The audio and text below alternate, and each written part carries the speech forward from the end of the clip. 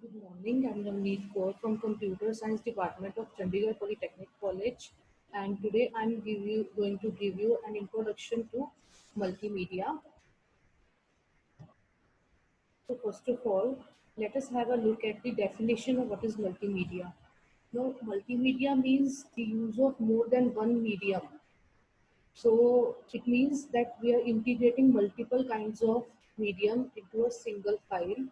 Here, web-based multimedia is an online experience which incorporates two or more media elements on a web page. Okay, a web page when it includes text plus graphics plus sound plus animations plus video, it is known as a multimedia content web page. Okay, and fundamental feature of web-based multimedia is its interactivity, which gives the user some control over the content which is being displayed.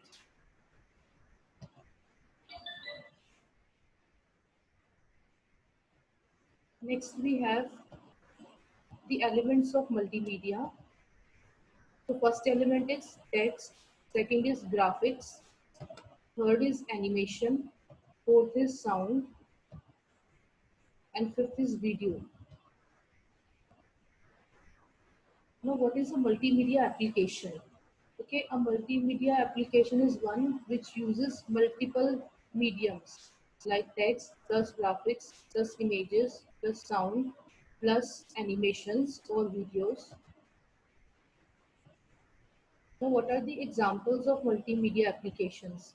First example is your World Wide Web.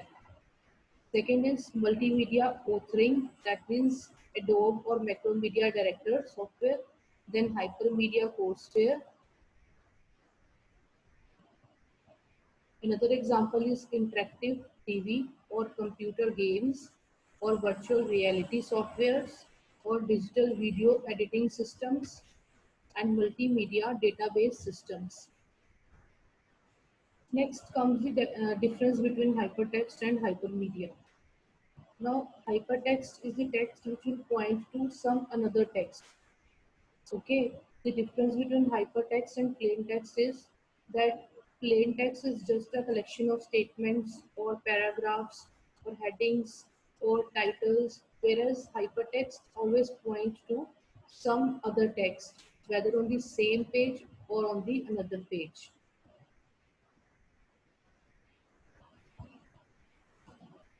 Now, as you can see in the image, hypertext is non-linear. Okay, it can point to text on the another page. Okay, as compared to plain text, which is linear in form, but the hypertext is non-linear in form. Now, how we navigate through hypertext? We have to traverse through the pages of hypertext in a non-linear manner because it can point to a text on some other page also. Now you can see in the diagram that normal text is linear in the form and hypertext is non-linear in the form. Now what is hypermedia?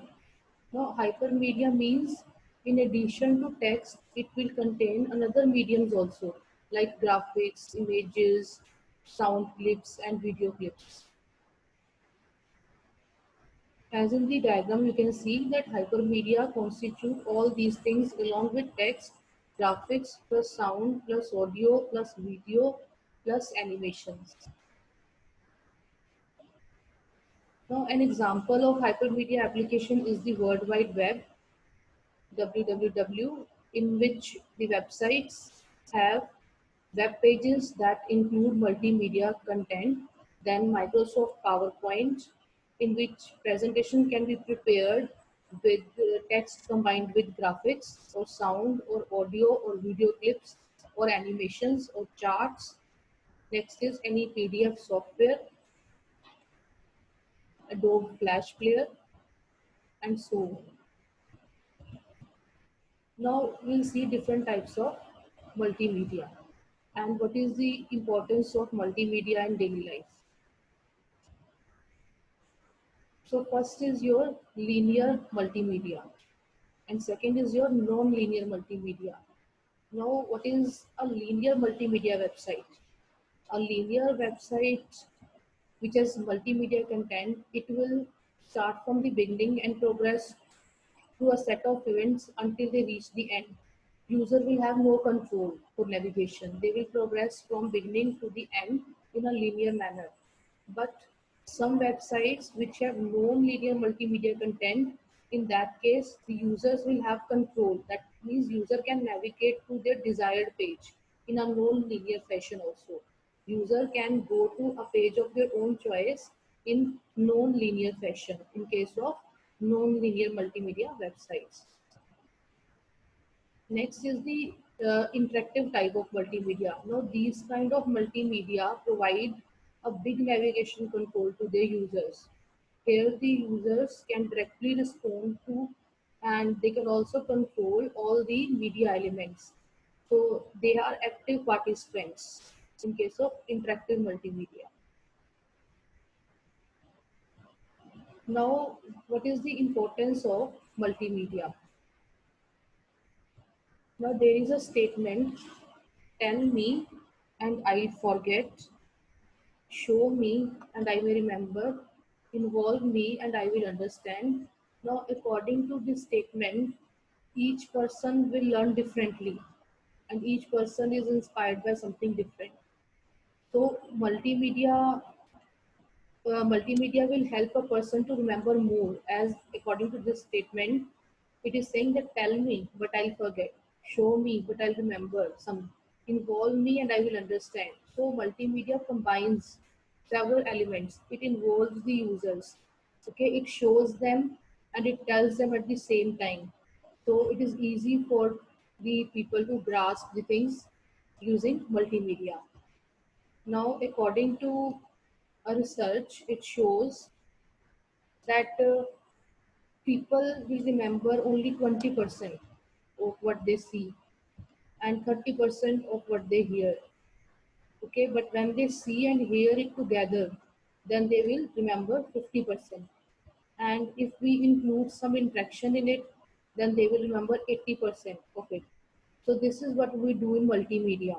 Along with the text, we add audio clips or video clips or we add animations to make it more interactive so that it is easy to remember also. Now, what are the benefits of multimedia? It can provide us multiple learning styles. It provides an excellent way to convey the content to its users. It uses a variety of multimedia elements to reinforce one idea, and it activates multiple senses which create rich experience through the use of different types of medium altogether. It gives life to flat information, it enhances user enjoyment, and it improves the retention. Retention, that means moving away. It enables the users to control their web experience through navigation control. Now, what are the applications of multimedia? Means where we can use multimedia in our real life. So there are several areas where you can use multimedia. First of all, multimedia in business field. Now, in business field, multimedia can be used to make presentations. It can be used to impart training to the employees. It can be used for marketing purpose. It can be used for advertising. It can be used for product demonstrations. It can be used for databases, for catalogs, and for network communications. Basically, it finds its importance for training programs to the employees. Second application is multimedia can be used in schools and colleges.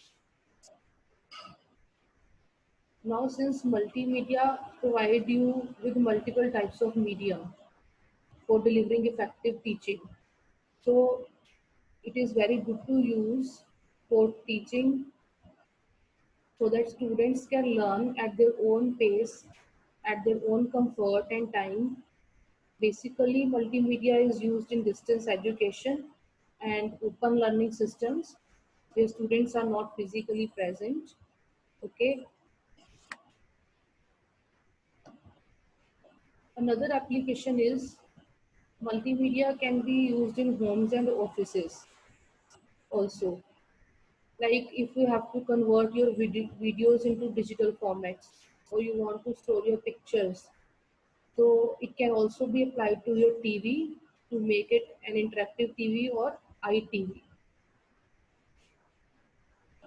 Next, multimedia can be used in public places also in the form of standalone terminals or airport terminals at train stations, museums, grocery stores, and so on. They provide you information about that particular place. Another application of multimedia is your internet. Now, since World Wide Web is a collection of websites, each website is a collection of web pages. Now, if we ever make our web pages dynamic by using multimedia content, that means for every web page, if we combine the text with audio clips or relevant video clips or animations, then it will make the web page more interactive and it will be more frequently viewed by users. Okay, so this World Wide Web also enables the multimedia content to be delivered online. Okay, example is playing live internet games with multiple players which are playing around the world. Now, some e-learning systems are also using multimedia on internet in order to deliver the learning material to students in the education system. Another example is that multimedia can be used in your mobile devices also. For example, personal digital assistants in your PDAs or handheld computers or smartphones or your mobile devices. Like you can send multimedia messages, MMS. You can send graphics or video clips or sound files or short text messages through them, which also supports email addressing also between different mobile phones.